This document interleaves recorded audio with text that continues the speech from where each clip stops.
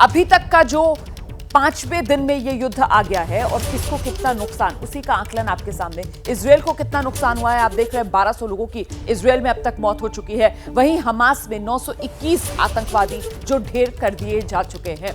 वहीं इजरायल को अभी तक जो नुकसान घायलों की संख्या का है वो 3418 और उधर फिलिस्तीन की तरफ 4630 लोग अभी तक गाजा पट्टी में घायल बताए जा रहे हैं।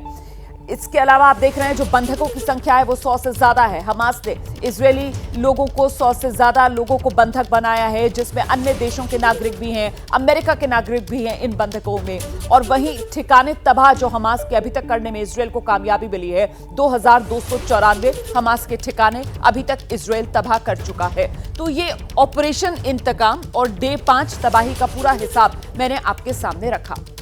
अब मेहमानों का रुख करते हैं, लेकिन उससे पहले अपने सहयोगी आशीष कुमार सिंह के पास आपको लेकर चलेंगे और आशीष से ओवरऑल एक पूरा अपडेट ले लेते हैं। अभी तक 5वें दिन में ये युद्ध पहुंच गया है। आशीष जी हाँ, बिल्कुल। और बड़ी बात यही है कि अब हम ये देख रहे हैं कि थर्सडे को US secretary of state secretary Blinken Israel जाने वाले हैं। और आप बिल्कुल ठीक कह रही हैं कि बड़ा फर्मली अब अमेरिका ने एक तरह से इजराइल का सपोर्ट कर दिया है, अपने हाईएस्ट अथॉरिटी को वहां भेज करके बहुत क्लियर कट मैसेज भी है हमास को और दूसरे रेस्ट ऑफ द वर्ल्ड जो कि इजराइल के खिलाफ हमास के साथ या पैलेस्टाइन के साथ खड़े, कि अमेरिका और वेस्टर्न पावर्स पूरी तरह से इजराइल के साथ हैं। और इसके साथ ही कल अमेरिका ने देर शाम इस बात का भी ऐलान किया था कि वो और एडिशनल एयरक्राफ्ट कैरियर्स को भी उन इलाकों में तैनात करने वाले हैं। तो पूरी तरह से इजराइल को समर्थन मिल रहा है और डिसाइसिव जो स्ट्राइक इजराइल कर रहा है, मुझे लगता है कि आगे आने वाले दिनों में और अग्रेसिव तरीके से इजराइल बढ़ाएगा।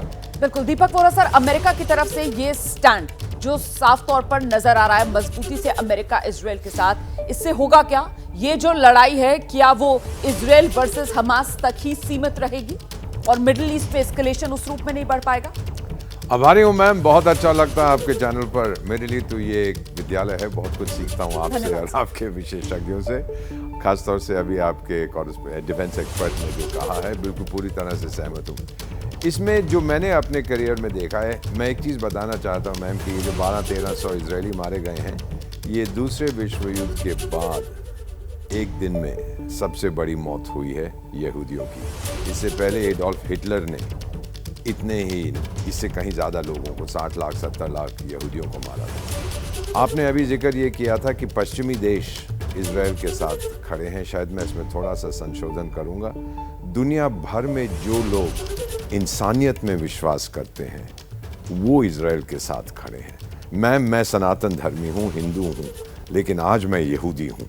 आज हम सब इजरायली हैं, क्योंकि जिस तरह से इन्होंने बर्बरता का प्रदर्शन किया है हमास ने।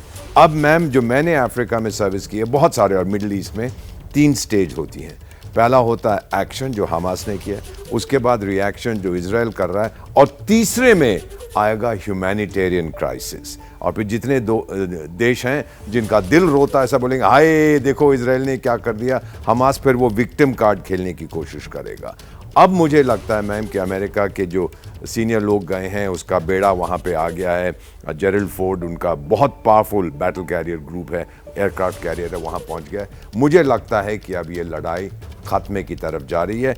1 या 2 सप्ताह में it will be over. Hamas का नामो निशान मिट जाएगा और दुनिया में तो मतलब ये लड़ाई जो है, जो मैंने आपसे सवाल पूछा था कि हमास वर्सेस इजराइल की ही बनी रहे, मिडिल ईस्ट में और ज्यादा एस्केलेशन ना बढ़े, इसी वजह से ये अमेरिका की मजबूती से इजराइल के साथ जो खड़ा हुआ इस वक्त नजर आ रहा है, उसी का ये असर है। और जो आपने ह्यूमैनिटेरियन क्राइसिस वाला और रोने वाली बात की है, तो वो शुरू हो चुका है, क्योंकि टर्की के राष्ट्रपति की तरफ से जिस तरीके के बयान आया कि साहब वहां पर गाजा पट्टी के अंदर बहुत मारामारी है, इजराइल की तरफ से बहुत जुल्म किया जा रहा है, तो वो सारा काम भी शुरू हो चुका है। जैसे ही घड़ी का काटा दोपहर 2:30 पे आए, बबीता जी का दिल सास बहू साजिश के लिए मचल जाए। और ये है इनकी बहू, पूरे दिन ऑफिस की टेंशन हो जाए गॉन जब ये करें अपना फेवरेट शो फ्री टाइम पे ऑन। इनकी तरह आप भी देखिए अपना फेवरेट शो अपने टाइम पर और डाउनलोड कीजिए एबीपी लाइव ऐप अपने स्मार्ट टीवी पर।